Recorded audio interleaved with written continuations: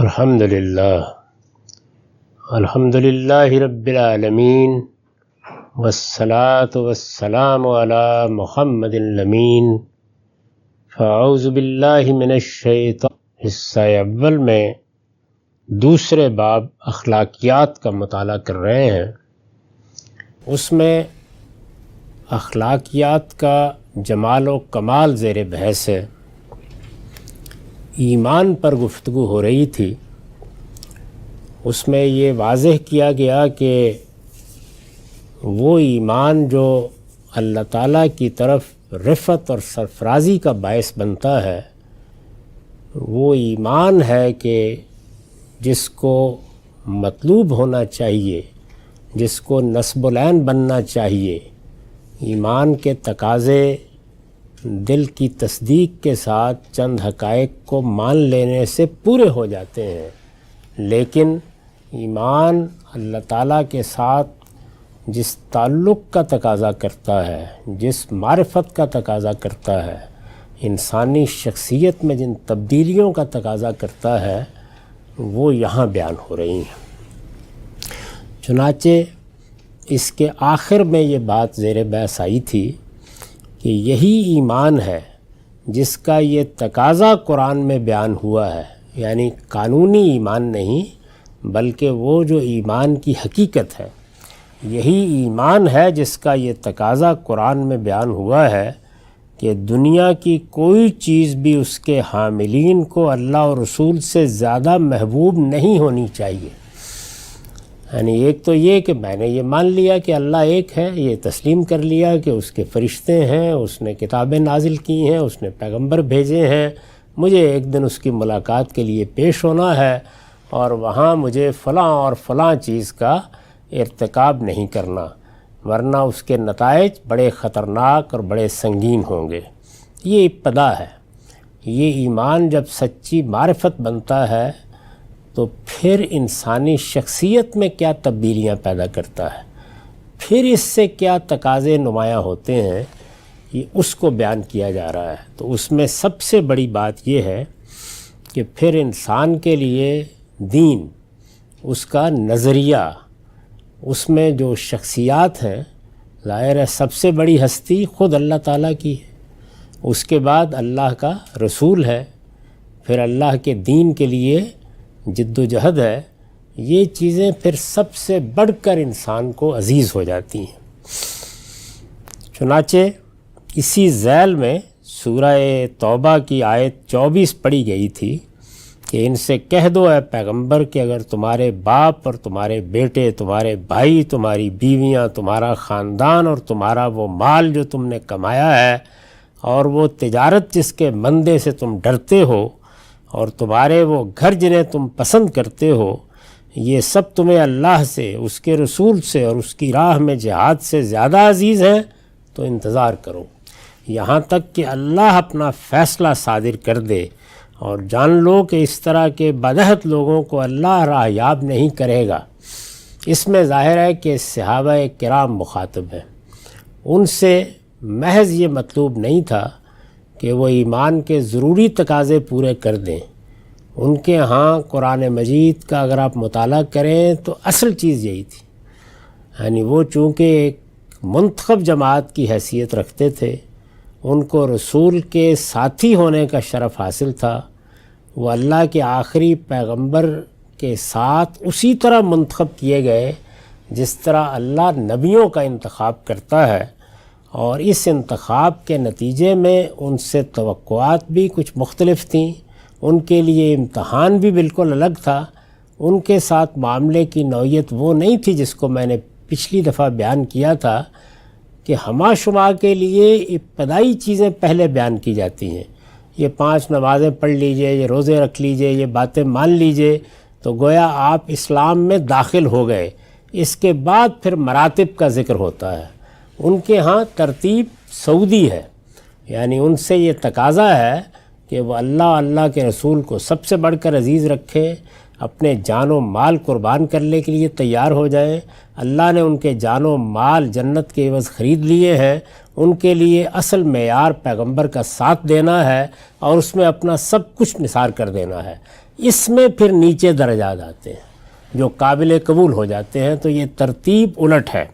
تو قرآن مجید نے یہاں چونکہ انہیں خطاب کیا ہے تو اس وجہ سے یہ فرمایا کہ اگر ان تقاضوں کو پورا نہیں کرتے تو انتظار کرو یہاں تک کہ اللہ اپنا فیصلہ صادر کر دے، اور جان لو کہ اس طرح کے بدعہد لوگوں کو اللہ راہیاب نہیں کرے گا. یہ قرآن مجید میں ان کے خصوصی مقام کا ذکر ہے. رسول اللہ صلی اللہ علیہ وسلم نے بھی یہ حقیقت مختلف طریقوں سے واضح فرمائی ہے، یعنی ان کے سامنے واضح کی ہے، اور ظاہر ہے کہ طبعاً جیسے جیسے ہم ایمان لاتے ہیں تو ہمارے لیے بھی مطلوب یہی ہے، لیکن یہاں ایک نیچے کے درجے سے بات شروع ہو کے اوپر کی طرف اٹھتی ہے، اور وہاں اوپر کے درجے سے شروع ہو کر نیچے کی طرف آتی ہے. رسول اللہ صلی اللہ علیہ وسلم نے بھی یہ حقیقت مختلف طریقوں سے واضح فرمائی ہے. آپ کا ارشاد ہے کہ کوئی شخص اس وقت تک حقیقی مومن نہیں ہو سکتا، یعنی مومن تو وہ ہو گیا، اس نے ایمان قبول کر لیا، اس نے ان چیزوں کو مان لیا جو اللہ کے رسول کہتے ہیں کہ ماننی ضروری ہے، اس نے وہ تقاضے پورا کرنا شروع کر دیے جو اسلام کے تقاضے مانے جاتے ہیں، لیکن اس وقت تک حقیقی مومن نہیں ہو سکتا جب تک وہ مجھے اپنی اولاد، والدین اور اعزاء و اقربا سے زیادہ محبوب نہ سمجھے. یہ ظاہر ہے کہ ایک ایسا مطالبہ ہے جو اصلاً تو رسول اللہ صلی اللہ علیہ وسلم کے دنیا میں ہوتے ہوئے ہی کیا جائے گا، اور بار بار اس کے مواقع پیش آئیں گے، اور اسی وجہ سے صحابہ کرام کے لیے یہیں سے بات شروع کی جاتی ہے. لیکن ہمارے لیے اب اللہ کا دین ہے، اللہ کی ہدایت ہے، ظاہر ہے کہ اس ہدایت کی بھی طبعاً یہی قدر و قیمت ہونی چاہیے، اس لیے کہ وہ اللہ کے رسول کے ساتھ نسبت رکھتی ہے، اور وہ اللہ کی ہدایت ہے. تو اللہ اور رسول سے جس محبت کا تقاضا کیا گیا ہے، اور جس طرح ہمیں یہ بات بتائی گئی ہے کہ ہم انہیں ہر چیز سے زیادہ عزیز رکھیں، وہ ظاہر ہے کہ اب دین اور اس کی ہدایت سے متعلق ہو گئی ہے. ایک دوسرے موقع پر فرمایا ہے کہ اللہ اور رسول کے ساتھ یہی محبت ہے جس کے بعد کوئی شخص ایمان کی اصلی لذت سے آشنا ہو سکتا ہے. یہ مختلف روایتیں ہیں، ان کے حوالے میں نے نیچے دے دیے ہیں. ان میں رسول اللہ صلی اللہ علیہ وسلم نے صحابہ کرام کو اس چیز کی طرف توجہ دلائی ہے کہ ان سے اصلی مطالبہ کیا ہے، اور جس طرح کہ میں نے عرض کیا، ہم جب ایمان لاتے ہیں ان کی دی ہوئی دعوت پر ایمان لاتے ہیں. یہ صحابہ کرام کی دعوت ہے جو اقصائے عالم میں پھیلی ہے، اور ہمارے آباء و اجداد نے اس پر لبیک کہی اور وہ ایمان لائے، اور طبعاً اس جماعت کا ہم حصہ بنے ہیں. تو ہم سے بھی گویا اب دین کے معاملے میں یہی مطالبہ ہے. لیکن یہ کس قسم کی محبت ہے؟ یعنی جب یہ کہا جاتا ہے کہ اللہ اور رسول سب سے زیادہ محبوب ہونے چاہیے، اللہ کی راہ میں جد و جہد سب سے زیادہ محبوب ہونی چاہیے، تو یہ کس طرح کی محبت ہے؟ اس کے بارے میں لوگ چونکہ بہت کچھ غلط فہمیوں اور افراط و تفریط میں مبتلا رہتے ہیں، اس لیے اس کو بھی سمجھ لینا چاہیے. استاذ امام لکھتے ہیں، اس سے مقصود محض وہ جذباتی محبت نہیں ہے جو آدمی کو فطری طور پر اپنے بیوی بچوں سے یا اپنے دوسرے عزیزوں کے ساتھ ہوتی ہے. یعنی ایک جذباتی تعلق بھی ہوتا ہے، لیکن جب یہاں محبت کا لفظ استعمال کیا جاتا ہے تو اس سے وہ اصلاً مراد نہیں ہے، بلکہ اس سے مقصود وہ عقلی اور اصولی محبت بھی ہے جو ایک شخص کو کسی اصول اور مسلک کے ساتھ ہوا کرتی ہے. میں نے ایک اصول کو اختیار کر لیا ہے، میں نے ایک مسلک کو اختیار کر لیا ہے، میں نے ایک نقطہ نظر کو صحیح سمجھا ہے، میں نے ایک رائے قائم کی ہے اور اس کو حق سمجھ کر اختیار کیا ہے، تو اس کے ساتھ مجھے جو محبت ہوگی، جو تعلق ہوگا، جیسی اس کے لیے میرے دل میں حمیت ہوگی، وہ اصلاً مطلوب ہے. یعنی یہاں محبت سے مراد کوئی جذباتی تعلق یا جس کو ہمارے یہاں عشق سے تعبیر کیا جاتا ہے اس کا اظہار نہیں ہے. اصلاً اس سے مراد یہ چیز ہے کہ اللہ کا دین ہے، وہ میرا دین ہے، وہ حق ہے، میں نے باطل سے نجات پائی، میں نے اس حق کو اختیار کیا، اب وہ میرے لیے دنیا کی ہر چیز سے زیادہ عزیز ہونا چاہیے. تو یہ اصولی اور عقلی محبت ہے، بلکہ اس سے مقصود وہ عقلی اور اصولی محبت بھی ہے جو ایک شخص کو کسی اصول اور مسلک کے ساتھ ہوا کرتی ہے اور جس کی بنا پر وہ اپنی زندگی میں ہر جگہ اسی اصول اور اسی مسلک کو مقدم رکھتا ہے. یعنی میں مسلمان ہوں تو یہ میرا مسلک ہے، اس نے مجھے کچھ اصولوں کا پابند کیا ہے. میری زندگی میں اصل اہمیت اب ان چیزوں کو حاصل ہونی چاہیے. ماں سے محبت ہوگی، باپ سے محبت ہوگی، اپنی قوم سے محبت ہوگی، وطن سے محبت ہوگی، ابنائے نو سے محبت ہوگی، اپنے پڑوسیوں سے محبت ہوگی، دوست احباب سے محبت ہوگی.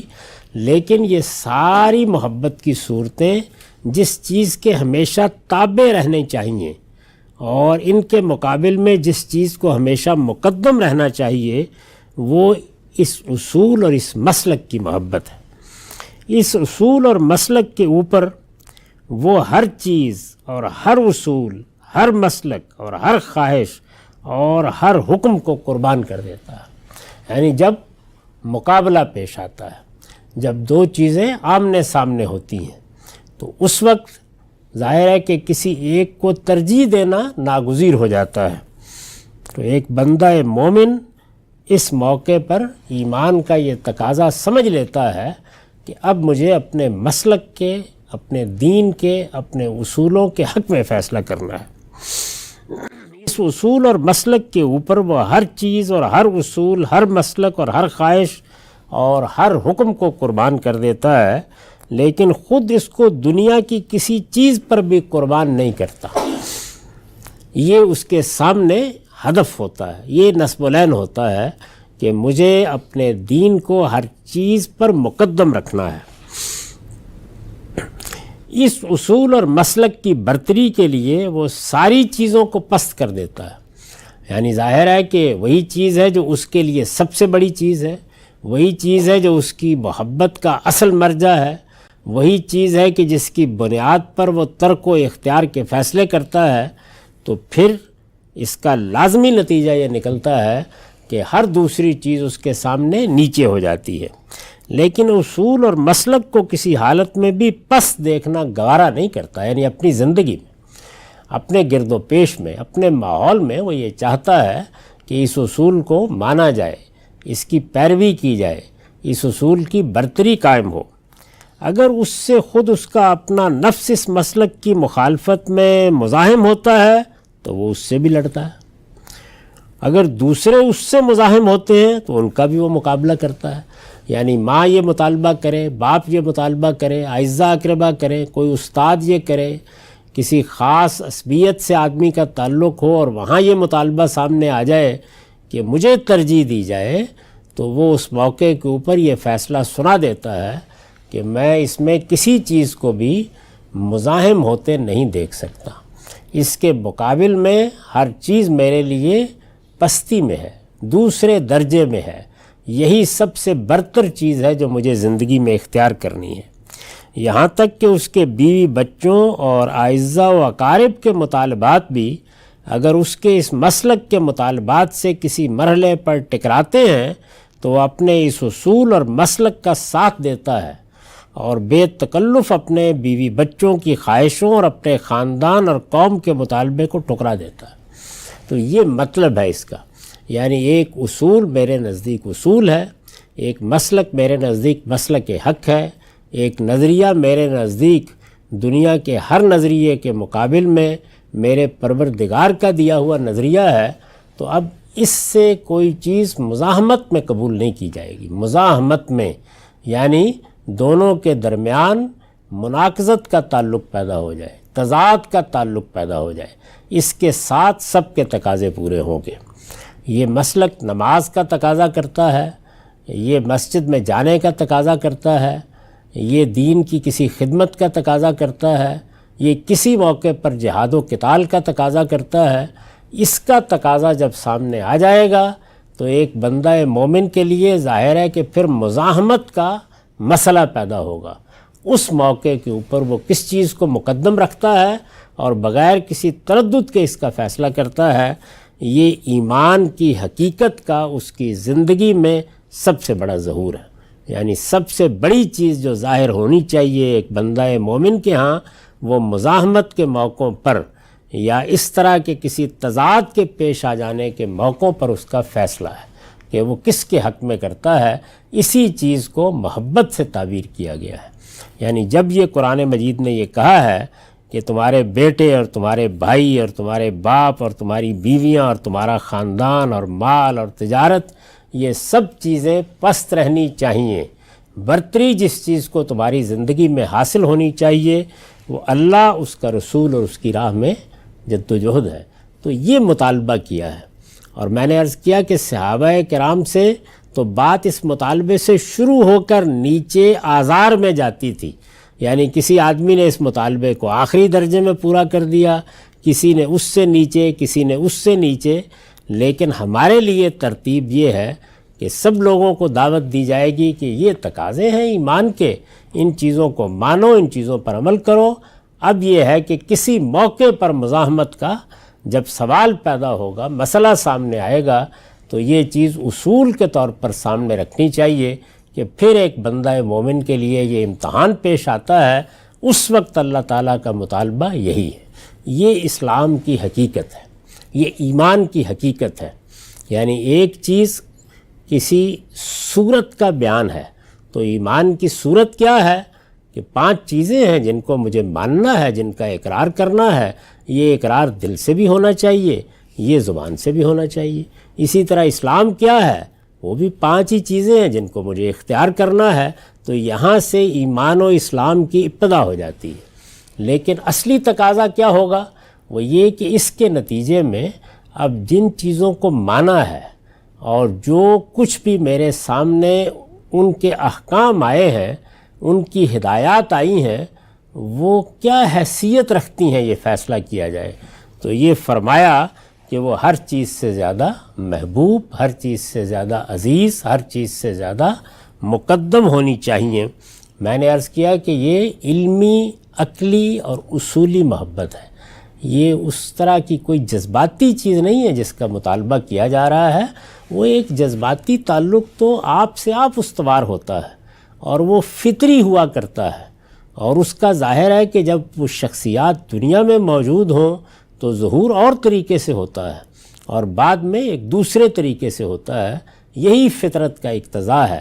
لیکن مسلک، دین، ہدایت، اللہ کا قانون، اللہ تعالیٰ کے احکام، اللہ تعالیٰ کے مطالبات، وہ سب تو ہر وقت ہمارے سامنے موجود ہیں. ان کی اصل حیثیت یہی ہے کہ اصولی لحاظ سے، علمی لحاظ سے، عقلی لحاظ سے، عملی تقاضوں کے اعتبار سے وہ ہمیشہ مقدم رہیں. اور یہ مقدم رکھنا ہے جس کو عربی زبان میں احبّ علیکم کے الفاظ سے عام طور پر تعبیر کیا جاتا ہے. یعنی یہ عزیز تر ہوں، یہ سب سے بڑھ کر ہوں، یہ ہمیشہ سامنے رہیں، ان کے مقابل میں کسی دوسری چیز کو اہمیت نہ دی جائے. ایمان و اسلام کی یہی حقیقت ہے جو پیغمبر کی زبان فیض ترجمان پر یہ بے مثل دعا بن گئی ہے. اگر آپ رسول اللہ صلی اللہ علیہ وسلم کی دعاؤں کا مطالعہ کریں، معاف کیجیے،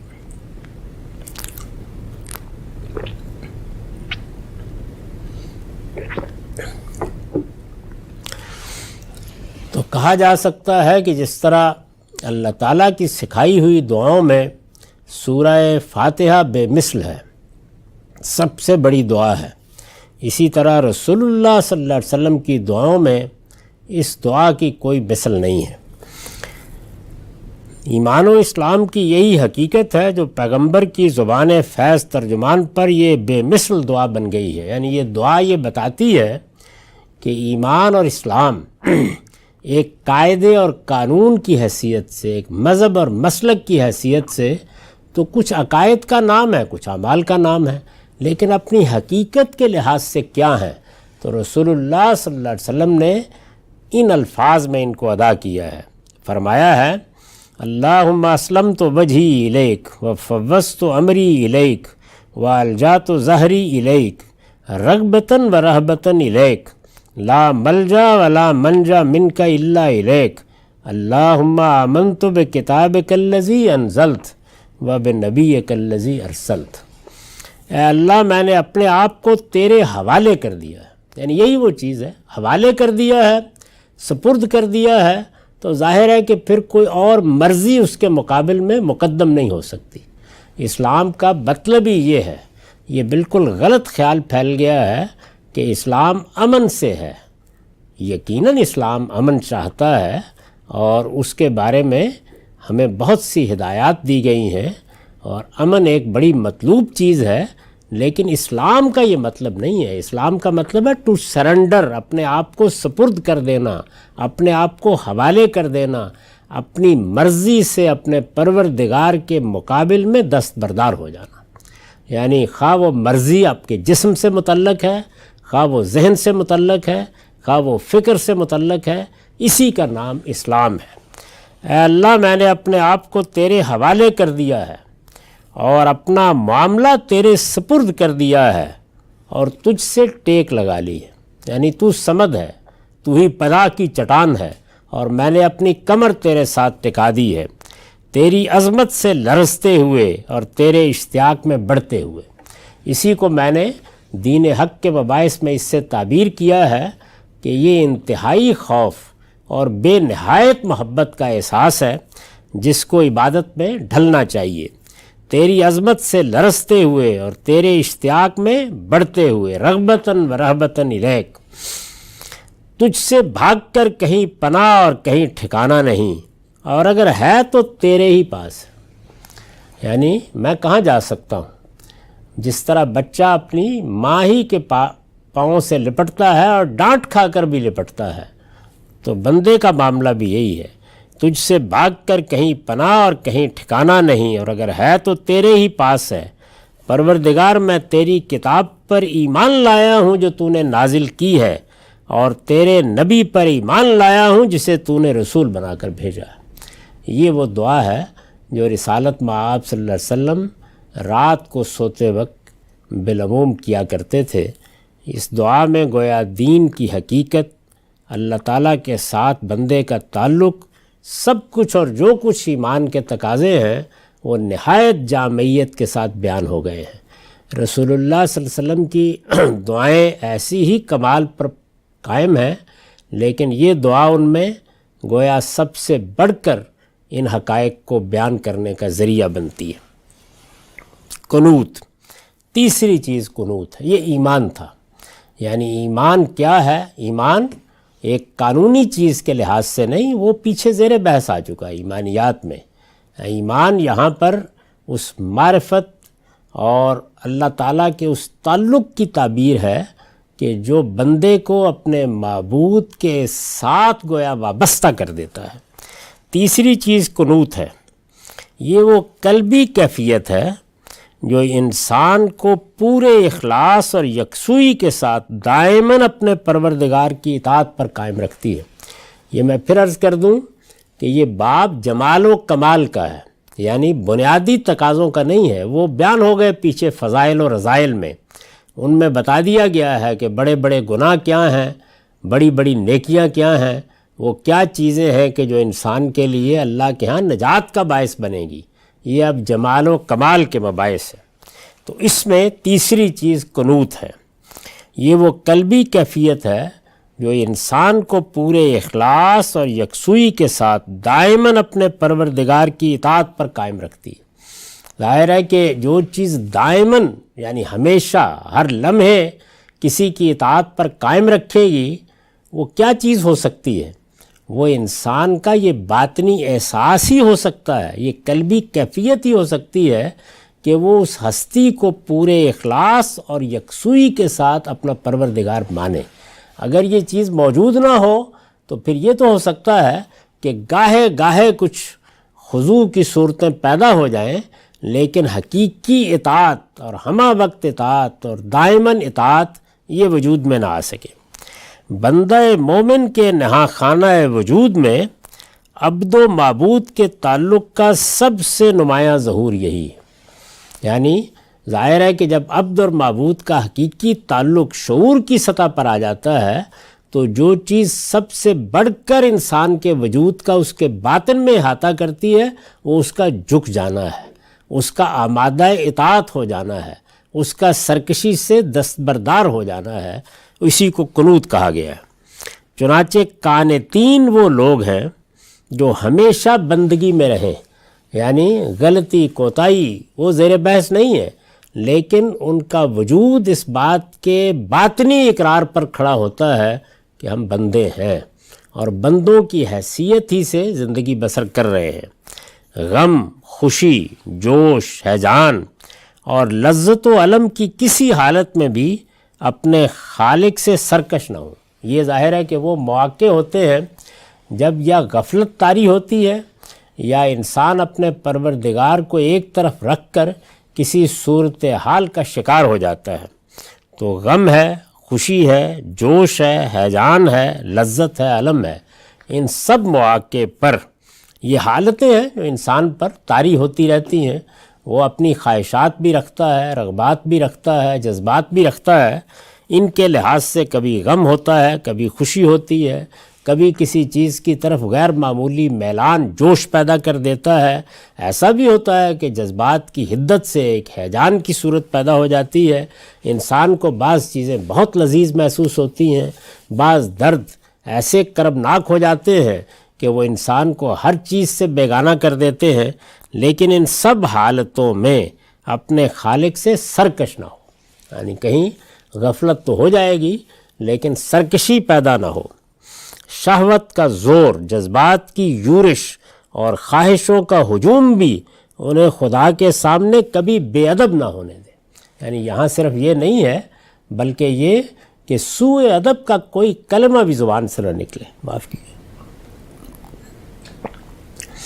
شہوت کا زور، جذبات کی یورش اور خواہشوں کا ہجوم بھی، یہی تین چیزیں ہیں جو انسان کے وجود کا بعض اوقات احاطہ کر لیتی ہیں۔ ہجوم بھی انہیں خدا کے سامنے کبھی بے ادب نہ ہونے دے۔ ان کا دل خدا کا عرش ہو، یعنی وہ محسوس کریں کہ یہ وہ تخت ہے جو ہمارے سینے میں ہے، ہمارا پروردگار یہاں سے حکومت کر رہا ہے۔ ان کا دل خدا کا عرش ہو اور اس کی شریعت کو وہ حضوری میں دیا گیا حکم سمجھیں، گویا یہ پروردگار ہیں، وہ سامنے موجود ہیں اور وہ ارشاد فرما رہے ہیں کہ یہ میرا حکم ہے۔ یہ چیز ہمیشہ ان کے دل و دماغ پر مستولی رہے اور اس کی شریعت کو وہ حضوری میں دیا گیا حکم سمجھیں، جس سے سرتابی کا تصور بھی دربار میں کھڑا ہوا آدمی نہیں کر سکتا۔ یعنی سرتابی کا ہو جانا یہ تو انسان کی کمزوریوں میں سے ہے، لیکن یہ کہ یہ اس کے کبھی تصور میں نہیں آتا کہ سامنے میں دربار میں کھڑا ہوں، میرا پروردگار عرش پر ہے، میں ان کی بات سن رہا ہوں، وہ حکم دے رہا ہے اور میں یہ کہوں کہ میں نہیں مانوں گا۔ سرتابی کا تصور نہیں کر سکتا۔ یہ اگر غور کیجئے تو وہی ہے کیفیت ہے جس کا اظہار یہ پورا عالم اور اس کی تمام مخلوقات ہر لحظہ زبان حال سے کر رہی ہیں۔ یعنی قرآن مجید نے اس قنوت کو سمجھانے کے لیے یہ بتایا ہے کہ میری کائنات کس طریقے سے میرے مقابل میں کھڑی ہے۔ اس کو بیان کیا ہے، اولم یروا الی ما خلق اللہ من شیء یتفوّأ ظلالہ عن الیمین والشمائل سجدا للہ وہم داخرون وللہ یسجد ما فی السماوات وما فی الارض من دابہ والملائکۃ وہم لا یستکبرون یخافون ربہم من فوقہم ویفعلون ما یؤمرون۔ یہ سورہ نحل کی 48 سے 50 آیات ہیں اور ان میں یہ بتایا گیا ہے کہ یہ پوری کائنات اور اللہ کے فرشتے اللہ کے ساتھ تعلق کے کس مقام پر کھڑے ہیں۔ تو ظاہر ہے کہ اس لیے بتایا گیا ہے کہ اگر بندوں کو شعور دیا گیا ہے اور ارادہ و اختیار دیا گیا ہے تو ان سے بھی یہی مطلوب ہے، ان کو بھی اسی مقام تک پہنچنے کی جدوجہد کرنی ہے۔ ان کا ترجمہ ہے، اللہ نے جو چیز بھی پیدا کی ہے اللہ نے جو چیز بھی پیدا کی ہے، کیا یہ اس کو نہیں دیکھتے کہ اس کے سائے اللہ کو سجدہ کرتے ہوئے دائیں اور بائیں سے پلٹتے ہیں۔ یہ ظاہر ہے کہ اللہ تعالیٰ کے قانون کے تحت جو تصویر بنتی ہے اس تصویر کو سامنے لا کر یہ بتایا گیا ہے کہ کس طریقے سے ہر چیز اللہ کے سامنے بچھی جا رہی ہے۔ اللہ نے جو چیز بھی پیدا کی ہے، کیا یہ اس کو نہیں دیکھتے کہ اس کے سائے اللہ کو سجدہ کرتے ہوئے دائیں اور بائیں سے پلٹتے ہیں اور جن کے یہ سائے ہیں ان پر فروتنی طاری ہوتی ہے۔ حقیقت یہ ہے کہ زمین اور آسمانوں میں جتنے جاندار ہیں وہ سب خدا ہی کو سجدہ کرتے ہیں، اور خدا کے فرشتے بھی۔ وہ کبھی سرتابی نہیں کرتے، وہ اپنے اوپر اپنے پروردگار سے ڈرتے ہیں اور وہی کرتے ہیں جس کا انہیں حکم دیا جاتا ہے۔ تو یہ وہ مطالبہ ہے جس کو ایک نصب العین کی حیثیت سے، اصلی ہدف کی حیثیت سے اللہ تعالیٰ نے قرآن مجید میں ہمارے سامنے رکھا ہے، اور یہ بتایا ہے کہ اس جگہ تک پہنچنے کی صحیح کرو۔ چوتھی چیز صدق ہے، یعنی قنوت کے بعد اب صدق۔ یہ قول و فعل اور ارادہ تینوں کی مطابقت اور استواری کی تعبیر کے لیے آتا ہے۔ یعنی صدق کا ایک سادہ ترجمہ تو ہم یہ کر دیتے ہیں کہ سچائی، لیکن قرآن مجید میں یا عربی زبان میں اس کے استعمالات کو دیکھیں تو یہ قول و فعل اور ارادہ، ظاہر ہے کہ پہلے ارادہ انسان کے اندر پیدا ہوتا ہے، پھر اس کا ظہور ہوتا ہے، یا قول کی صورت میں ہوگا یا فعل کی صورت میں ہوگا۔ یہ قول و فعل اور ارادہ تینوں کی مطابقت اور استواری کی تعبیر کے لیے آتا ہے۔ یعنی انسان کی زندگی ایسی ہو کہ باطن میں پیدا ہونے والا ارادہ، ظاہر میں صادر ہونے والا قول اور فعل، ان میں کبھی تضادات نہ واقع ہوں۔ آدمی کے منہ سے کوئی حرف صداقت کے خلاف نہ نکلے۔ یہ میں پھر عرض کر دوں کہ یہ وہ آئیڈیل مثالی صورتحال ہے جس کو بیان کیا ہے اللہ تعالیٰ نے کہ یہاں تک پہنچنے کی صحیح کرو۔ آدمی کے منہ سے کوئی حرف صداقت کے خلاف نہ نکلے، اس کے قول و فعل میں کوئی تضاد نہ ہو، اور وہ اپنی ہر بات کو نبھا دے، یعنی جو وعدہ کرے، جو بات کہے، نبھا دے۔ تو یہ زبان اور عمل کی سچائی ہے، لیکن اس کے ساتھ نیت اور ارادے کی سچائی بھی لازماً شامل ہونی چاہیے۔ قرآن نے اس کے ضد کردار کو نفاق اور اسے اخلاص سے تعبیر کیا ہے۔ یعنی اگر یہ چیز نہیں ہے ظاہر میں تو آدمی کا قول اور فعل یہ متاثر کن ہے، لیکن باطن میں ارادہ اس کا ساتھ نہیں دے رہا تو قرآن مجید اس کو نفاق کہتا ہے۔ اور جس وقت قول و فعل کے پیچھے ارادے اور نیت کی سچائی بھی شامل ہو تو اس کو اخلاص کہتا ہے۔ پھر جگہ جگہ وضاحت فرمائی ہے کہ خدا کے نزدیک عمل کا اصلی پیکر وہی ہے جو کارگاہ قلب میں تیار کیا جائے، یعنی یہ دل کا کارخانہ ہے جس میں جو پیکر بنتے ہیں، اور پھر اس کے بعد وہ صورتیں اختیار کر کے کبھی قول بنتے ہیں، کبھی فعل بنتے ہیں، اور دنیا کے مرصع پر، دنیا کے اسٹیج پر نمودار ہوتے ہیں۔ تو اگر وہ کارگاہ قلب میں تیار ہوئے ہیں تو یہی در حقیقت عمل کے حقیقی پیکر ہے، اسی کو بنانے کی صحیح کرنی ہے۔ لہٰذا صدق کا درجہ کمال، یعنی ظاہر ہے کہ صدق کی ابتدا بھی یہاں سے ہوگی کہ آدمی نے سچائی کو اختیار کر لیا، لیکن صدق کا درجہ کمال قول و فعل اور ارادے کی اسی مطابقت سے حاصل ہوتا ہے۔ انسان کے لیے جو مثالی صورتحال بیان کی گئی ہے قرآن مجید میں وہ یہ ہے کہ وہ ہر وقت اپنے ارادے پر نگران رہے، اور ارادے میں اخلاص ہوگا تو پھر اس کے بعد قول اور فعل میں اس کا ظہور اسی طرح ہونا چاہیے۔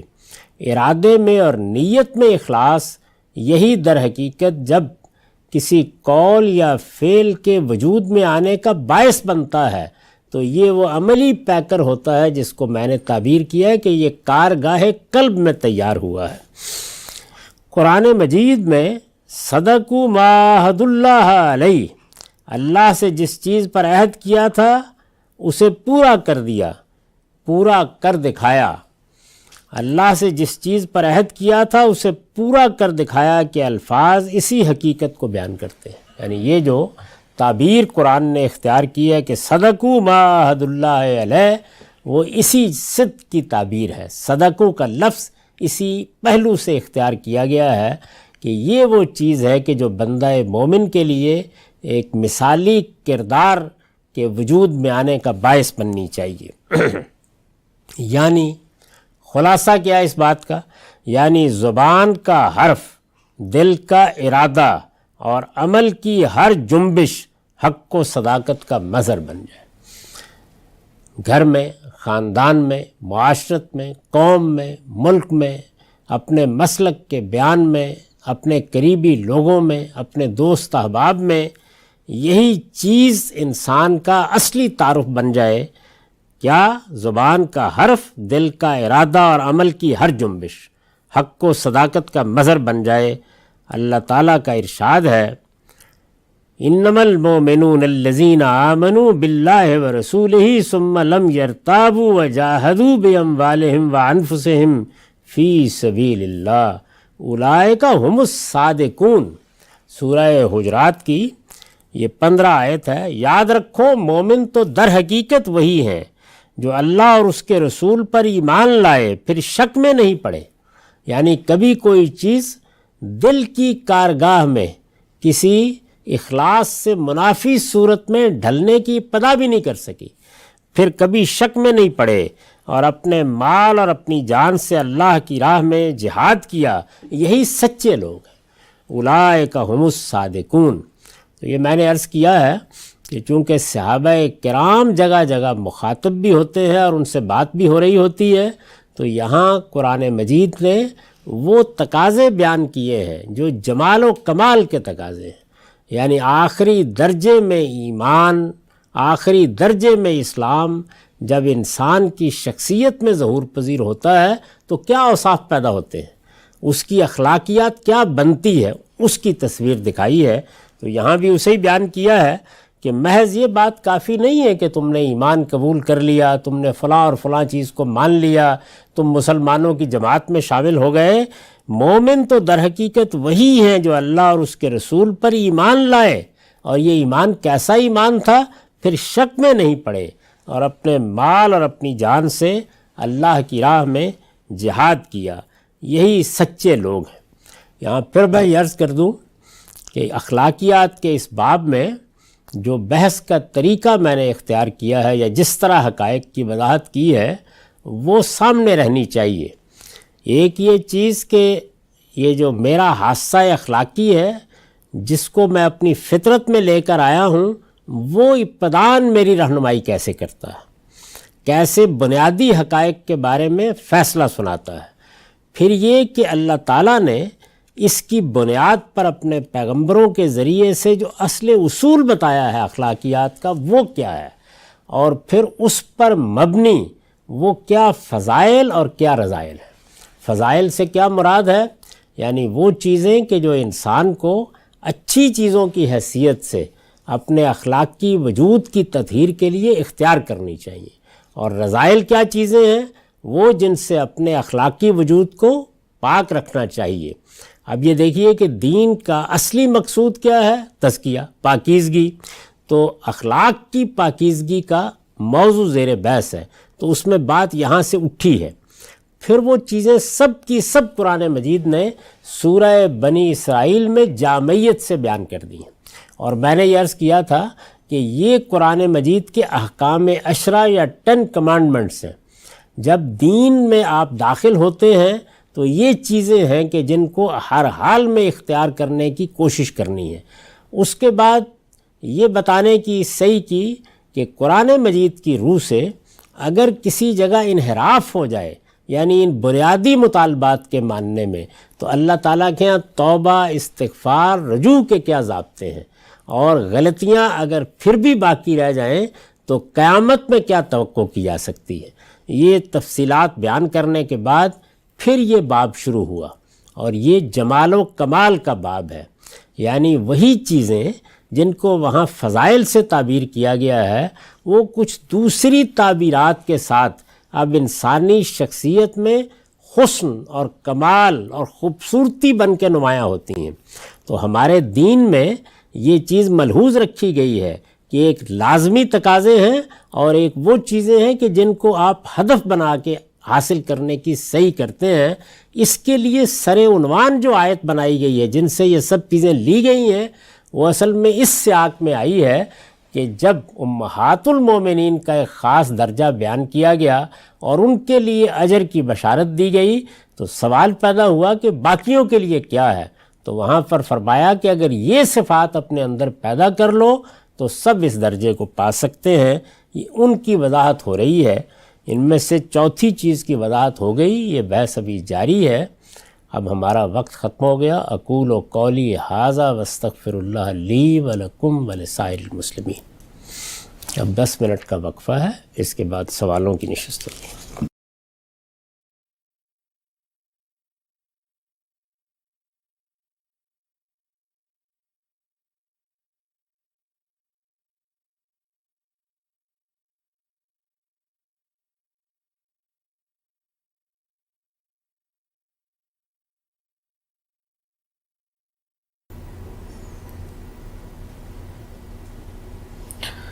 بسم اللہ الرحمن الرحیم۔ السلام علیکم۔ غامدی صاحب کے ساتھ سوال و جواب کی نشست کو لے کر ایک دفعہ پھر حاضر خدمت ہے۔ غام صاحب بہت شکریہ آپ کے وقت کا۔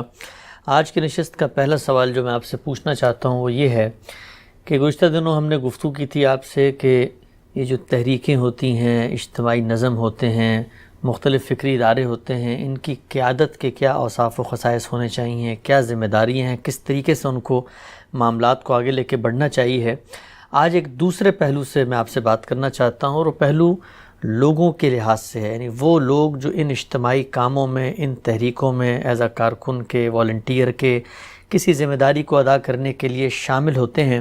ہمیں دیکھتے ہیں ہمارا قومی مزاج یہ ہے کہ ہم کسی کی اطاعت، کسی کی ڈسپلن کی پابندی، کوئی طریقہ کار کے مطابق کام کرنے کے بہت زیادہ شوقین نہیں ہوتے۔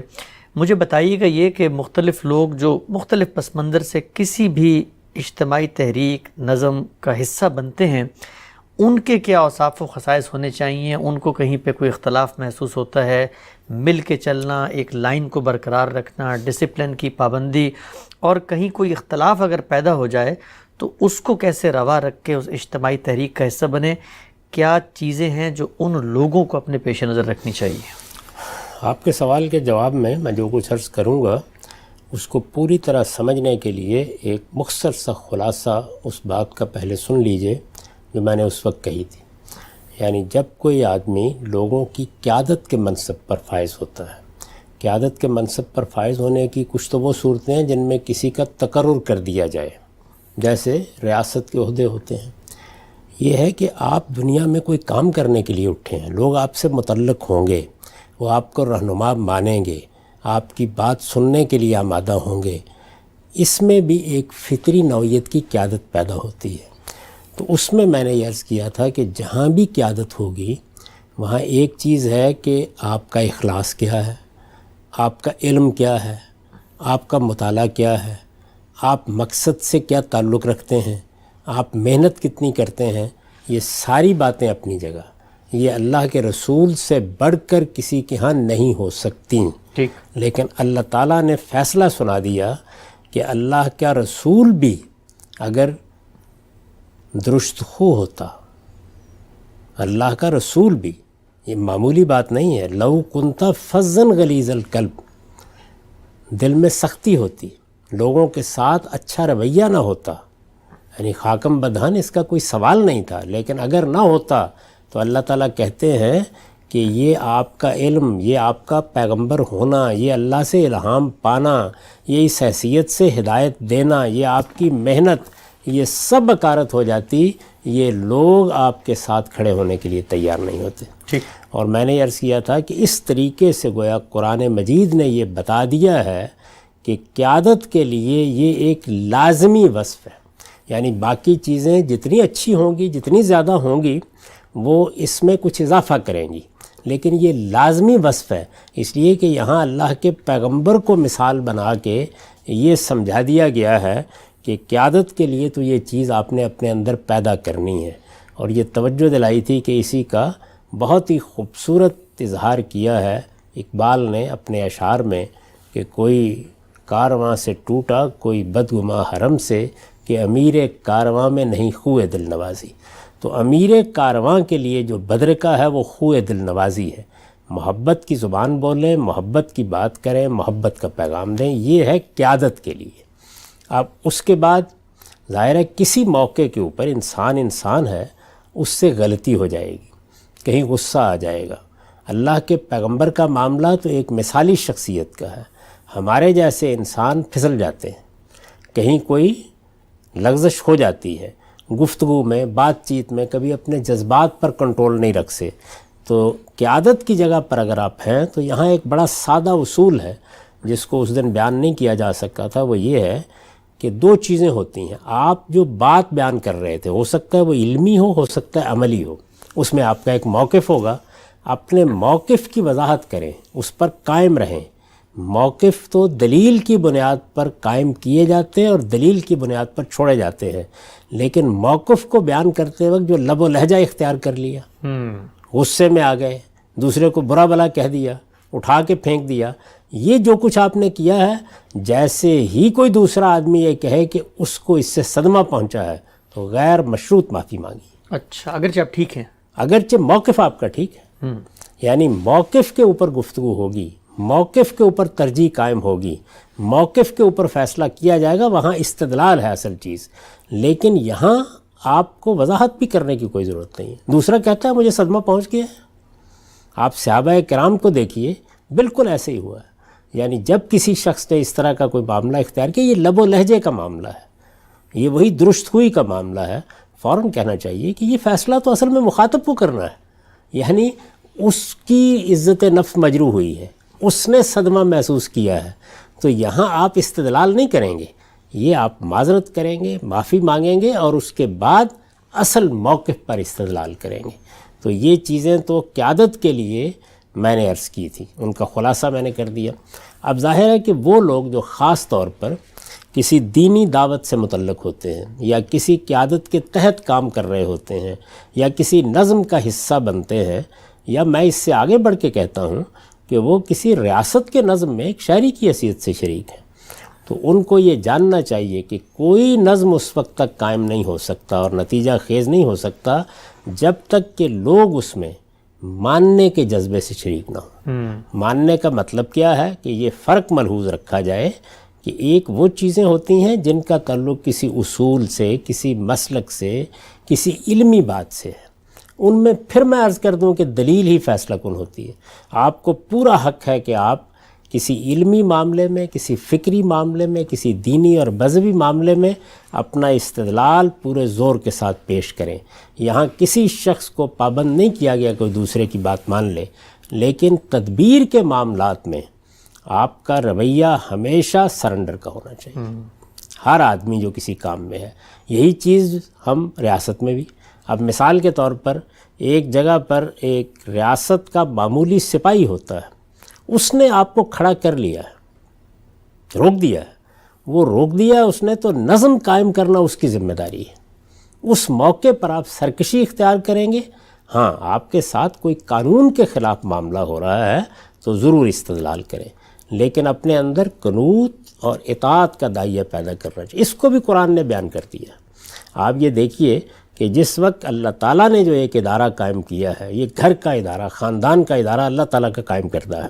ایک بچے کی پیدائش، اس کی تربیت، اس کی تعلیم، اس کی پرداخت، اس کی پرورش کے لیے کم و بیش 20-25 سال کا عرصہ چاہیے ہوتا ہے. ٹھیک.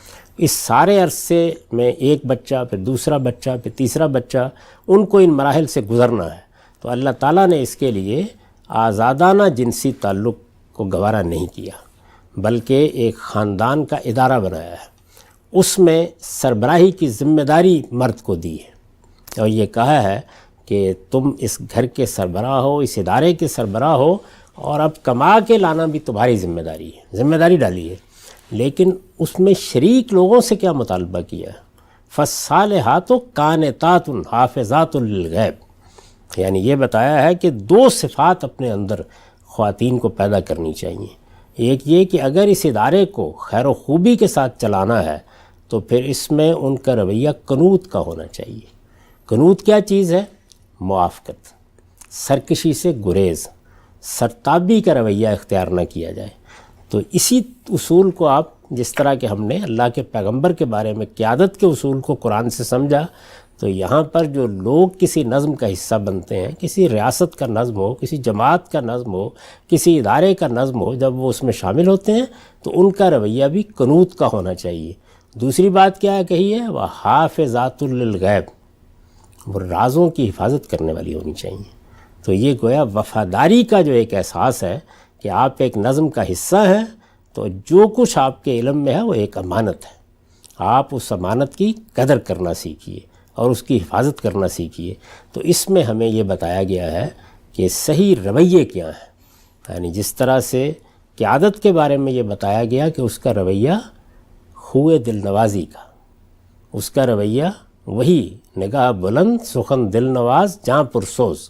اگر کسی آدمی میں یہ اوصاف نہیں ہے تو اسے فوراً فیصلہ کرنا چاہیے کہ ہزار خوبیوں کے باوجود وہ قیادت کا اہل نہیں۔ اور جیسے ہی آپ کسی کا حصہ بنتے ہیں، آپ کے لیے لازم نہیں ہے لیکن آپ کسی نظم کا حصہ بنے ہیں، تو اپنی طبیعت میں قنوت پیدا کیجیے، یعنی آپ موافقت پیدا کرنے والے ہونے چاہیے۔ آپ کا رویہ یہ نہیں ہونا چاہیے کہ آپ فوراً ایک رد عمل کی نفسیات میں مبتلا ہو جائیں۔ تو اصل میں یہ دو ہاتھ ہیں جن سے اگر کوئی چیز وجود میں آتی ہے، کوئی تالی آپ بجاتے ہیں تو دو ہاتھ چاہیے ہوتے ہیں نا، تو یہ دونوں ہاتھ ہیں، یعنی قیادت میں یہ اوصاف ہونے چاہیے اور لوگوں میں یہ چیز ہونی چاہیے۔ تو قنوت ایک لفظ کافی ہے، جیسے وہاں پر ایک لفظ کافی ہے یہ بتانے کے لیے کہ لو کنت فظا غلیظ القلب انفضوا من حولک، یہاں ایک لفظ کافی ہے بتانے کے لیے کہ فالصالحات و قانتات۔ رویہ یہ ہونا چاہیے آدمی کا کہ وہ قنوت کا جذبہ اپنے اندر پیدا کرے۔ میں سرتابی نہیں کروں گا، سرکشی نہیں کروں گا، میں ہر معاملے میں رکاوٹیں نہیں ڈالوں گا، بلکہ میں اجتماعی فیصلوں کی پابندی کرنے والا بن کر رہوں گا۔ اس کا جذبہ ہی ہونا چاہیے، ورنہ آدمی کی ضروری نہیں ہے اس کا حصہ بنے۔ ریاست کا نظام تو آپ جانتے ہیں کہ ایک ناگزیر مجبوری ہے، وہاں تو مجھے ایک شہری کی حیثیت سے بہرحال اپنے فرائض انجام دینے ہیں، وہاں بھی سب سے بڑی چیز جو ایک شہری سے مطلوب ہوتی ہے وہ قنوت ہے۔ وہاں بھی یہی دیکھ لیجئے، یعنی مجھے ایک ذمہ دار شہری کی حیثیت سے معاملات میں، تدبیر میں اگر کوئی قانون بنا دیا گیا تو اس میں پابندی کی روش اختیار کرنی چاہیے، سرتابی اور سرکشی کی نہیں۔ وہاں سرتابی اور سرکشی کو فساد قرار دے دیا ہے قرآن مجید نے، اور سخت جرم قرار دے کے یہ کہا ہے کہ اس کے خلاف کارروائی ہو سکتی ہے۔ تو اگر آپ کا رویہ قنوت کا ہے تو قنوت کا کیا مطلب ہے؟ قنوت کا مطلب ہے فیصلوں کو مانا جائے، اجتماعی فیصلوں کو خوش دلی کے ساتھ نفاذ میں مدد کی جائے، اجتماعی فیصلوں کے بارے میں جگہ جگہ تنقید کر کے رکاوٹیں نہ کھڑی کی جائیں، یعنی وہاں رویہ یہ ہو۔ لیکن کیا آپ کو اختلاف کا حق نہیں ہے؟ نہیں، وہ ہر حال میں ہے، وہ بیوی کو بھی ہے، وہ ہر نظم کے اندر شامل ہر شخص کو ہے، وہ آپ کی اولاد کو بھی ہے، وہ کسی کے پیروں کو بھی ہے۔ یعنی تنقید ایک بالکل الگ چیز ہے، لیکن تنقید یہ تقاضا کرتی ہے کہ اس میں شائستگی ہو، تہذیب ہو، وہ اصولی ہو، اس کے لیے لب و لہجہ اچھا رکھا جائے، بات کرنے کا انداز ایسا ہو جس میں خیرخواہی نمایاں ہو۔ ہمارے دین نے جس رویے کی تعلیم ہمیں دی ہے وہ کیا ہے؟ الدین و النصیحہ، یعنی دین ایک انسان کے اندر اجتماعی طور پر خیرخواہی کا جذبہ پیدا کرتا ہے، اور اس میں گن کے بتایا ہے کہ اللہ سے خیر خواہی، اللہ کے رسول سے خیر خواہی، مسلمانوں سے خیر خواہی، ان کے ائمہ سے خیر خواہی۔ تو جہاں جہاں پر بھی کوئی نظم وجود میں آتا ہے، میں پھر عرض کر دوں کہ یہ کوئی دین کا تقاضا نہیں ہے کہ ضرور کوئی نظم وجود میں لایا جائے، یہ اصل میں دنیا کی ضرورتیں ہیں۔ آپ کوئی کام کرنا چاہتے ہیں، کوئی ادارہ بنانا چاہتے ہیں، مل کے کنٹریبیوٹ کرنا چاہتے ہیں، اس میں کوئی برتر نہیں ہوتا، لوگ مل کے کام کرتے ہیں۔ کچھ لوگ اپنے آپ کو پیش کر دیتے ہیں کہ وہ زیادہ وقت دے سکتے ہیں، وہ زیادہ تر لوگوں کے ساتھ ربط رکھ سکتے ہیں، وہ آہستہ آہستہ قیادت کی ذمہ داریاں سنبھالتی ہیں۔ تو قیادت کے معاملے میں اصول کیا ہے؟ نرم خوئی، محبت، دل نوازی، اور لوگوں کے لیے اصول کیا ہے؟ قنوت۔ ان دونوں کا اگر حسین امتزاج قائم رہے گا تو نظم بھی قائم ہوں گے، اس سے خیر بھی پیدا ہوگی، اس میں برکت بھی آئے گی۔ اور اگر کوئی بھائی کسی موقع پر غلطی کرتا ہے اور وہ معذرت کرتا ہے، معافی مانگتا ہے، تو خوش دلی کے ساتھ اس کو قبول کرنا چاہیے اور کوشش کرنی چاہیے کہ کسی کو بھی اپنی جگہ نہ چھوڑنی پڑے، لوگ مل کے چلتے رہیں۔ لے کر چلنا اور چلنے والوں کے ساتھ جڑے رہنا، یہ دو باہمی طور پر ایک دوسرے سے منسلک چیزیں ہیں، جن کو توازن سے رکھا جائے تو خیر پیدا ہوتا ہے، جن میں خرابی پیدا ہو جائے تو فساد نمودار ہو جاتا ہے۔ ہم سب بہت ہی خوبصورتی سے، بڑے ہی دل نواز انداز میں آپ نے تفصیل سے یہ بتایا کہ یہ جو اجتماعی تحریکیں، دعوتی اور فکری نوعیت کی جماعتیں بنتی ہیں، کاوشیں ہوتی ہیں، موومنٹس، ان میں کارکنوں کو، چلنے والوں کو کیا رویہ اپنانا چاہیے، قنوت، فرما برداری، اطاعت؟ تھوڑا سا میں مزید اس پہ بات کرنا چاہوں گا۔ ایک عام طور پہ تاثر ذہن میں یہ آتا ہے کہ جب میں کسی کی فرما برداری کر رہا ہوں، اطاعت کر رہا ہوں، قنوت کا رویہ ہے، اس کی بات جس سے مجھے اختلاف ہے تب بھی میں اس کو مان رہا ہوں، تو اس سے شاید میں اپنی شخصیت کی نفی کر رہا ہوں یا میں چھوٹا ہو جاتا ہوں۔ پوچھنا میں آپ سے چاہتا ہوں کہ یہ فرما برداری تو فطرت کا ایک اتنا خوبصورت احساس ہے کہ میں جس کی فرما برداری اطاعت کر رہا ہوتا ہوں اس کے بارے میں بھی ایک جذبہ مسرت دل میں پیدا ہو رہا ہوتا ہے، اور فرما برداری اس انسان کی نہیں ہے، بحیثیت انسان تو ہم شاید برابر ہوں، اس منصب کی ہے، اس جگہ کی ہے۔ اسی لیے ہمارے دین میں حفظ مراتب کی بھی بہت زور دیا گیا ہے۔ مجھے بتائیے گا آپ یہ کہ یہ فرما برداری خود اپنی ذات میں کتنی ایک خوبصورت چیز ہے کہ میں کسی کی بات جس کو میں صحیح نہیں بھی سمجھتا، محض اس لیے مان لیتا ہوں کہ وہ مجھ سے منصبی لحاظ سے ایک بڑی ذمہ داری پر واقع ہے۔ یعنی یہ اس احساس کا ظہور ہے کہ نظم جہاں بھی وجود میں آئے گا اس کی بنیاد ہی اس پر ہے، اور چونکہ اس کی بنیاد ہی اس پر ہے تو یہ اصل میں ایک صحیح نظریے کی فرما برداری ہے۔ یہ کسی شخص کی فرما برداری نہیں ہے، یہ کسی شخص کے مقابل میں قنوت نہیں ہے۔ ہمارے ہاں خواتین کو بھی قرآن مجید میں یہ لفظ بعض اوقات گراں گزرتا ہے، لیکن یہ ہے ایک بالکل حقیقت کہ اگر شہریوں میں قنوت نہیں ہے، کسی نظم کے افراد میں قنوت نہیں ہے، کسی گھر کے اندر رہنے والوں میں قنوت نہیں ہے، تو اس کا لازمی نتیجہ پھر فساد ہے، لڑائیاں ہیں، جھگڑے ہیں۔ یا آپ نے دیکھا ہوگا کہ لوگ مسجدوں کا نظم چلانے کے لیے اکٹھے ہوتے ہیں اور اس کے بعد جنگ و جدال کا میدان گرم ہو جاتا ہے۔ وجہ کیا ہوتی ہے؟ یہی میں پھر عرض کر دوں کہ اس کا تعلق مسلک، اصول اور علم سے نہیں ہے، وہاں استدلال فیصلہ کن ہے۔ یعنی اگر کوئی علمی معاملہ ہے تو آپ اس بنیاد پر نہیں مان لیں گے کہ یہ اس نظم کا فیصلہ ہے، وہاں استدلال ہی ہوگا۔ اگر کوئی دین کی تعبیر کا معاملہ ہے، آپ کو پورا حق ہے کہ آپ اپنی رائے پر قائم رہیں، کوئی آپ کو آپ کی رائے کے خلاف کوئی بات ماننے پہ مجبور نہیں کر سکتا، دین بھی نہیں کرتا۔ یہ سب تدبیری امور ہوتے ہیں۔ تو ظاہر ہے کہ میاں بیوی کے درمیان میں بھی یہی صورت ہوتی ہے کہ ایک تدبیری امور ہیں اور ایک وہ چیزیں ہیں جن کا تعلق آپ کے مسلک سے، آپ کے اصول سے ہے، وہاں تو استدلال ہی ہوگا۔ ایک تدبیر ہے جس کے تحت گھر چلانا ہے، ایک تدبیر ہے جس کے تحت ایک ادارہ چلانا ہے، ایک تدبیر ہے جس کے تحت کوئی جماعت چلانی ہے، اور تدبیر ہی ہے جس کے تحت آپ ریاست کا نظم قائم کرتے ہیں۔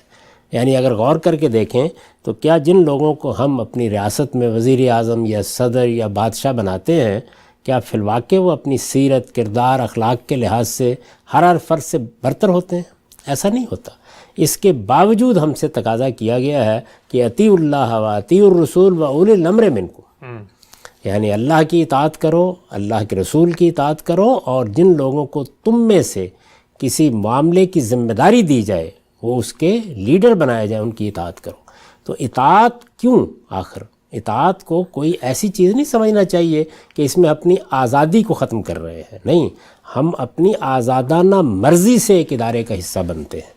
ایک خاتون اپنی آزادانہ مرضی سے بیاہ کا فیصلہ کرتی ہے، تو اسے یہ شادی کا فیصلہ کرتے وقت جان لینا چاہیے کہ وہ کسی ادارے کے نظم میں شریک ہونے جا رہی ہے، جس طرح سے اس کے سربراہ کے لیے ضروری ہے کہ وہ مشورے سے گھر چلائے، یہ ضروری ہے کہ اپنی ذمہ داریوں کو پورا کرے، اس کو اخراجات پورے کرنے کی ذمہ داری دی گئی ہے، فراخ دلی سے یہ ذمہ داری انجام دے، اور ہمیشہ خوئے دل نوازی کے ساتھ بیوی سے، گھر والوں سے، اپنی اولاد سے معاملہ کرے۔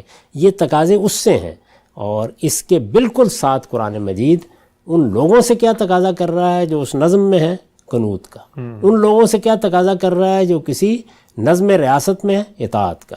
اور آپ دیکھیے کہ اطاعت کا لفظ استعمال کیا وہی جو اللہ کے لیے استعمال کیا ہے، جو اللہ کے رسول کے لیے استعمال کیا، اطیعوا اللہ و اطیعوا الرسول و اولو الامر منکم۔ اس کو اپنا شرف سمجھنا چاہیے۔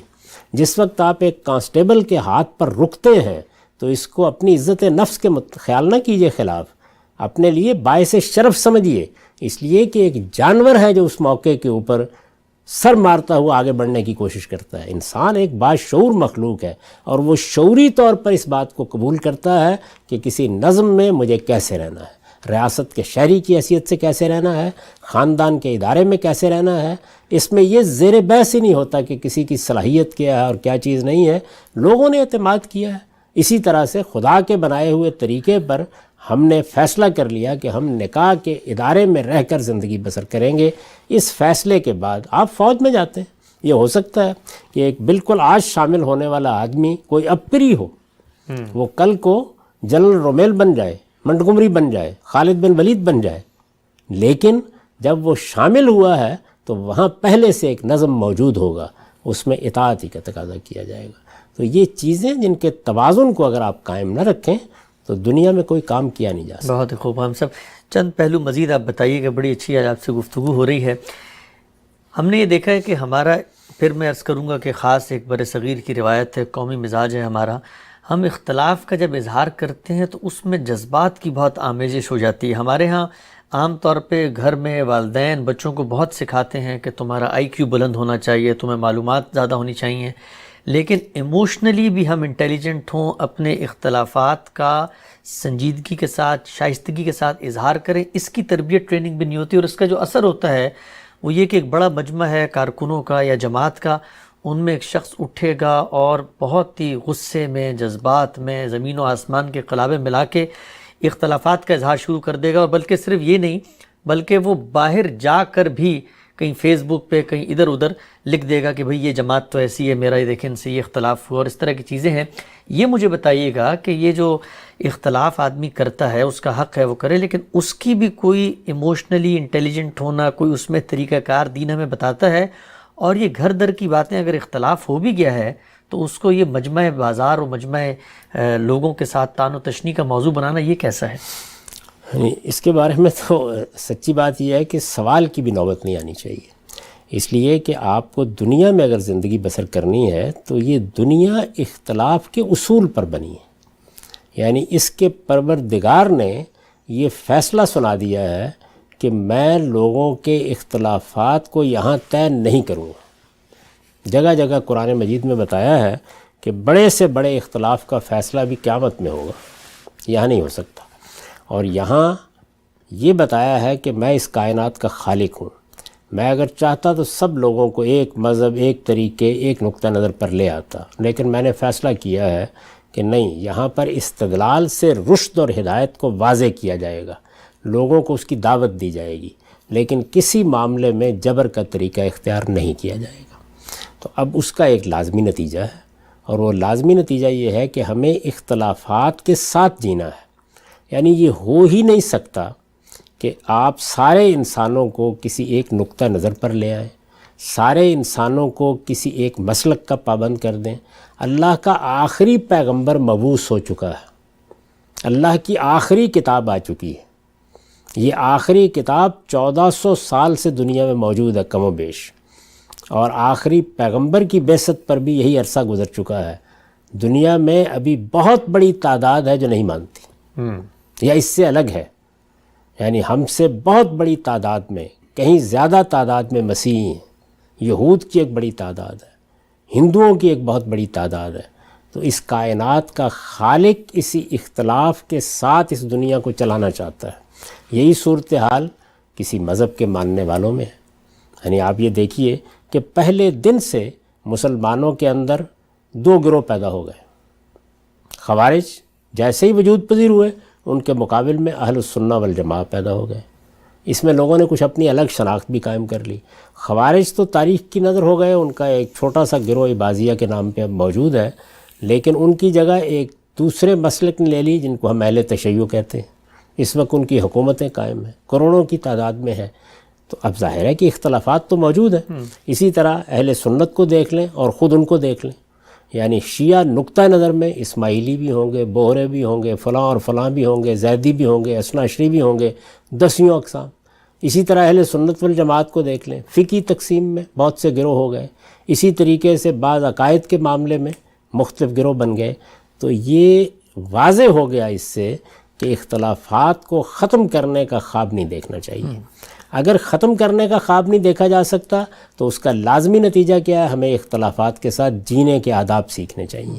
اور میرا تو نقطہ نظر یہ ہے کہ ہمارے ہاں بچوں کی تعلیم کی ابتدا جب کرنی چاہیے تو وہ یہ دنیا میں جینے کے آداب سے کرنی چاہیے۔ سب سے پہلے جو تعلیم ان کو دینی چاہیے، بدقسمتی سے ہمارے ہاں کے تعلیمی نظام میں اس کا خیال نہیں رکھا جاتا۔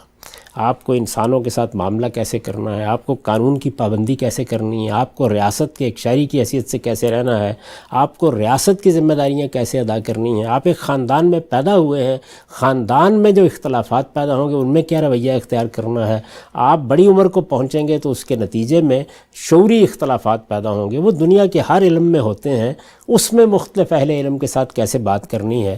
اگر ہم یہ بات سکھانے میں کامیاب ہو جاتے تو آپ یقین کیجئے کہ ان سب اختلافات، یہ تو ختم نہیں ہونے، ان سب اختلافات کے باوصف ہم ایک دوسرے سے بہت استفادہ کرتے، ہمارے ہاں امن کی فضا ہوتی، ہمارے ہاں صورتحال وہ نہ ہوتی جو اب آپ کو نظر آتی ہے۔ یعنی یہ کچھ تھوڑا سا اللہ تعالیٰ نے ایسے اسباب پیدا کیے ہیں نا کہ وہ لوگ جو محلوں میں، گلیوں میں، چوپالوں میں بیٹھ کر باتیں کیا کرتے تھے، جو رویے مسجدوں میں کہیں دیکھنے کو ملتے تھے، مناظروں میں ملتے تھے، وہ اب سب کے سب ایک بڑی چوپال بن گئی ہے، کوئی فیس بک کی صورت میں، کوئی فلاں صورت میں وہاں دیکھتے ہیں۔ یہ حقیقت ہے کہ وہاں لوگوں کو دیکھ کر احساس ہوتا ہے کہ جو بنیادی اخلاقی تربیت ہے وہ بھی لوگوں کی نہیں ہے، طعن ہے، تشنیع ہے، بات سمجھے بغیر اس پر تبصرے ہیں، معمولی علم کی بنیاد پر ورڈکٹ دینے کے انداز ہیں، سیکھنے کا کوئی جذبہ، کوئی داعیہ نہیں ہے۔ اختلاف پیدا ہو گیا ہے تو اس میں ظاہر ہے کہ جس نے اختلاف پیدا کیا ہے وہ لازماً کوئی فتنہ ہوگا، لازماً کسی کا ایجنٹ ہوگا۔ نہ یہ احساس ہے کہ اس طرح کے الزامات لگانے کا نتیجہ کیا نکلے گا، نہ یہ معلوم ہے کہ اگر قیامت کے دن معاملہ اس کے برعکس ہوا تو ہم کھڑے کہاں ہوں گے، نہ بات کرنے کا انداز معلوم ہے، اور اس میں بہت معذرت کے ساتھ سب سے آخری درجے میں جو لوگ یعنی اخلاقی لحاظ سے آخری درجے پہ پہنچے ہوئے ہوتے ہیں پستی میں، وہ ہمارے دینی مدارس کے لوگ ہوتے ہیں، مذہبی لوگ، مذہبی لوگ ہوتے ہیں۔ یعنی ان کو سب سے بڑھ کر اس کا پابند ہونا چاہیے کہ عزت سے بات کیسے کی جاتی ہے، اختلاف کیسے کی جاتی ہے، استدلال کیسے کیا جاتا ہے، بات کو بیان کرنے کے کیا طریقے ہیں، ایک دوسرے کے اکابر کا احترام کیسے کیا جاتا ہے۔ ہمارا خیال ہے کہ ہم دنیا میں تمام فتنوں کا کلا کما صرف گالی دے کے کر سکتے ہیں، نہیں، عزت اور احترام کے ساتھ اختلاف کر کے استدلال کی بنیاد پر کر سکتے ہیں۔ تو استدلال نہیں سکھایا جاتا، اور استدلال کبھی بھی نہیں ہو سکتا جب تک کہ آپ کو ادب نہ سکھایا جائے۔ یعنی محبت کے پہلے کرینوں میں یہی کرینہ ہے کہ ادب کرنا سیکھیے، اپنے بڑے کو دیکھیے، دوسرے صاحب علم کو دیکھیے، کسی دوسری قوم کے مذہبی پیشوا کو دیکھیے جن کی لوگ عزت احترام کرتے ہیں، کوئی گروہ ہو سکتا ہے، ہم اس کے معاملے میں کیا رویہ اختیار کر رہے ہیں۔ تو علمی استدلال علم کی دنیا میں ہو، اسی طرح تدبیروں میں اختلافات ہوں گے، سیاست میں اختلافات ہوں، سیاست میں بھی آپ دیکھ لیں کہ ہمارے ہاں جو کچھ سامنے آتا ہے کسی ٹاک شو میں، اگر آپ لوگوں کو بات کرتے ہوئے دیکھیں تو یہ معلوم ہوتا ہے کہ یہ تو کوئی مرغوں کی لڑائی ہے جو ہو رہی ہے۔ لوگوں نے اس کو تفریح کا موضوع بنایا ہوا ہے، جبکہ گفتگو، بات چیت، یہ تو اصل میں کسی قوم کی، کسی فرد کی، کسی گروہ کی تہذیبی روایت کا ظہور ہوتا ہے۔ بات کرتے ہیں آپ تا مرد، جب تک کوئی آدمی بات سخن نہ گفت باشد عیب و ہنرش نہ ہفت باشد، یعنی جب تک آدمی بات نہیں کرتا اس کے عیب و ہنر کیسے پتہ چلیں گے؟ اور یہاں بات جب ہوتی ہے تو صرف عیوب سامنے آتے ہیں، معلوم ہو جاتا ہے کہ ہنر نام کی کوئی چیز اندر موجود ہی نہیں تھی۔ تو جب آپ یہ چیز اپنے اندر پیدا کریں گے کہ آپ اختلاف کریں شائستگی کے ساتھ، ادب کے ساتھ، کوئی آپ کو غصہ نہ دلا سکے، اس طرح کی صورتحال کبھی پیدا نہ ہو، بلکہ ہر وقت ہر بات کو ہر اور مرحلے پر سلیقے سے آپ کرنے کے لیے تیار ہوں، تو پھر دیکھیے کیا ہوتا ہے۔ میں نے تو اپنی پوری زندگی میں اس کی کوشش کی ہے کہ لوگوں کے سامنے اگر کوئی اور چیز ان کو نہیں سکھائی جا سکتی تو کم سے کم یہ چیز پیش کرنے کی صحیح کی جائے کہ اختلاف کیسے کیا جاتا ہے، وہ آپ عزت کریں، احترام کریں۔ یعنی حد ہے اس معاملے میں کہ آپ بہت سنجیدگی کے ساتھ بھی کسی صاحب علم کا ذکر کر رہے ہوں، لوگ کہتے ہیں جو الفاظ ہم بولتے ہیں وہ آپ بولیں۔ ہر آدمی اپنے لحاظ سے بات کرے گا، لوگوں کے محاسن کا اعتراف کرتے ہوئے اختلافات بہرحال ہوں گے، اور ان اختلافات کو بیان بھی کیا جائے گا، ان کو لوگوں کے سامنے بھی رکھا جائے گا۔ کسی کی نیت پر حملہ کرنا، کسی کے محرکات طے کرنا، کسی کے پس منظر متعین کرنے کی کوشش کرنا، یہ ہمارا کام نہیں ہے۔ ہمارا کام یہ ہے کہ ہم قول کو دیکھیں، ہم فعل کو دیکھیں، اور اس پر ہم تبصرہ کریں اگر ضرورت محسوس ہوتی ہے، لیکن دوسرے کا احترام ملحوظ رکھتے ہوئے، اس پہ عزت کرتے ہوئے آپ اپنے ملک کے سارے ڈاکٹروں کا احترام کریں، اسی طرح اپنی قوم کے سارے علماء کا احترام کریں۔ وہ سب کے سب آپ کے ائمہ، آپ کے علماء ہیں، کسی قوم کے اندر کسی علم یا کسی فن کے ماہرین کا پیدا ہونا بڑی نعمت ہے. وہ دیوبندی ہوں گے، بریلوی ہوں گے، وہ شاذلی ہوں گے، وہ صوفی ہوں گے، کوئی بھی ہوں، سب کی عزت کرتے ہوئے یہ بتائیے غلطی یہ ہے، اور غلطی کے بیان تک محدود رہیے، پھر دیکھیے کہ آپ کے ہاں کیا اچھی فضا پیدا ہوتی ہے. غامدی صاحب ایک استدلال یہ بھی پیش کیا جاتا ہے، خصوصاً آپ کو زیر بحث لاتے ہوئے کہا جاتا ہے بھی غامدی صاحب سے جو بھی سوال کر لو، اعتراض کر لو، ان کو غصہ نہیں آتا. تو یہ غصہ نہ آنا جو ہے، تو غصہ تو تب آئے کہ جب دینی شعائر اور مذہبی روایت اور ہماری تہذیبی شکوں کی کوئی حمیت، کوئی اس کی حمایت، اس کے تحفظ کا کوئی جذبہ ہو. جب آدمی ہر چیز کے بارے میں ایک نرمی کا رویہ اپنا لے تو پھر اس کو غصہ کیوں آئے گا؟ یہ تو سارے دروازے کھول دیے، تو غصہ تو آنا انسان کی اس حمیت، اس دفاع، اس جذبے اور اس فتوت کی ایک نشانی ہے. جن چیزوں کا آپ نے نام لیا نا، یعنی دین، مسلک، نقطہ نظر، علمی رائے، ان کی حمایت ہوتی ہی استدلال سے، یہ غصے سے نہیں ہوتی. غصے سے تو آپ اپنے مسلک کو نقصان پہنچاتے ہیں. یہ چیزیں استدلال کا تقاضا کرتی ہیں. اگر کوئی پیغمبر کی ذات زیر بحث ہے تو استدلال سے پیغمبر کی عظمت واضح کی جائے گی. اگر دین پر کوئی اعتراض ہو رہا ہے تو استدلال سے اس اعتراض کو رفع کیا جائے گا. اسی طریقے سے اگر کوئی شخص آپ سے مختلف نقطہ نظر رکھتا ہے اور آپ سمجھتے ہیں کہ اس مختلف نقطہ نظر میں کوئی بڑی غلطی ہے، تو یہ صرف استدلال ہے جس سے اس کو واضح کیا جا سکتا ہے. غصہ کر کے آپ حاصل کیا کرنا چاہتے ہیں؟ یعنی غصے کا ظہور تو وہاں ہونا چاہیے جہاں پر آپ کو دست و گریباں ہونا پڑ گیا ہے، یعنی دو قوموں کے درمیان جنگ ہو گئی ہے، تو وہاں تو ظاہر ہے غصہ بھی آئے گا، حمیت بھی پیدا ہوگی، تلواریں بھی نکلیں گی، بندوقیں بھی چلیں گی. تو یہ آپ گفتگو میں اس میدان میں کیسے اتر آئے؟ یہاں کیا چیز حاصل ہوگی؟ وہاں تو سامنے والے کو مارنا ہے اور ٹنک چڑھائے ہیں تو ان کو تباہ کرنا ہے. یہاں آپ نے کس چیز کو تباہ کرنا ہے؟ یہاں اصل میں آپ نے دلیل کی غلطی واضح کرنی ہے. تو دلیل کی غلطی اس وقت تک واضح نہیں ہو سکتی جب تک کہ آپ تحمل کے ساتھ، شائستگی کے ساتھ، ادب کے ساتھ، دوسرے کے جذبات کا لحاظ رکھتے ہوئے، اس کی عزت نفس کو ملحوظ رکھتے ہوئے اپنی بات دوسرے کے سامنے بیان نہ کریں. یہ جتنے تحفظ، حمیت، شاعر، اس طرح کی باتیں کی جاتی ہیں، کبھی لوگوں نے اس پر غور ہی نہیں کیا کہ قرآن مجید ان کی ان تمام تعبیرات سے بالکل خالی ہے. اچھا، قرآن مجید کیا کہتا ہے آپ کو؟ وہ یہ کہتا ہے کہ مقابلے میں اگر آپ کے سیاح بھی آ جائے تو آپ کو اس کا بھی جواب کس سے دینا ہے؟ حسنہ سے، ادفع باللتی ہے حسن. اور یہ بتاتا ہے کہ جب استدلال کرو گے اور حسنہ سے جواب دو گے، اچھائی سے جواب دو گے، تو اس کا پورا امکان ہے کہ جو آدمی تمہارا سخت دشمن ہے کسی استدلال میں، کسی رائے میں، کسی مسلک میں، وہ بھی تمہارا سرگرم دوست بن جائے. اور پھر تبصرہ کرتا ہے کہ وما یلقاها الا الذین صبروا وما یلقاها الا ذو حظ عظیم. وہ لوگ کہ جن کو اللہ یہ توفیق دیتا ہے کہ وہ صبر کے ساتھ، وہ استدلال کے ساتھ، وہ اچھے رویے کے ساتھ بات کا جواب دے رہے ہوتے ہیں، وہی لوگ ہیں کہ جو اللہ کی اس حکمت سے بہرہ یاب ہوتے ہیں جس سے بڑی کوئی عنایت اللہ کی نہیں ہو سکتی. ذرا قرآن مجید کو پڑھیے، اس میں کہاں یہ بات بتائی گئی. ٹھیک. ہم صاحب آخری پہلو اس پوری بحث کا میں چاہتا ہوں اس پہ ہم کنکلیوڈ کریں. آپ کی نظر میں یہ جو استحکام ہے یہ کس قدر ضروری ہے؟ ہم یہ دیکھتے ہیں کہ ایک مشن کے لیے، ایک فکر کی ترویج کے لیے، ایک مقصد کے لیے ادارے بنتے ہیں. بالخصوص پھر میں ذکر کروں گا ہمارا قومی مزاج بر صغیر کی ایک روایت، لیکن دیکھنے میں یہ آتا ہے کہ وہ مقصد ایک طرف رہ جاتا ہے اور خود وہ جماعت، اس کا نظم، اس کی باہمی چپکلش، اس میں تناؤ، اس میں اختلافات، انہی کو حل کرتے کرتے لوگوں کی زندگیاں ختم ہو جاتی ہیں. کہا جاتا ہے کہ ہماری اس روایت کے اگر کوئی دو ادیب ایک شہر میں ہو تو وہاں پر ادب کی 3 تنظیمیں بن جاتی ہیں. تو پہلے دونوں مل کے ایک بناتے ہیں، پھر دونوں الگ الگ ایک بناتے ہیں. یہ مجھے بتائیے گا کہ یہ ادارے جو مقصد اچیو کرنا چاہتے ہیں ان کے لیے کتنا ضروری ہے کہ ایک اسٹیبلٹی، ایک استحکام آئے. ہم یہ دیکھتے ہیں ہر وقت ہی ہمارے، چاہے وہ سیاسی ادارے ہوں، چاہے وہ پارلیمنٹ کا ادارہ ہو یا کوئی سماجی تنظیمیں ہوں، وہاں پہ صدر کو سیکٹری سے اختلاف ہے، سیکٹری کا کارکنوں سے جھگڑا چل رہا ہے، ایک ٹاکسک، ایک تناؤ کی کیفیت ہے.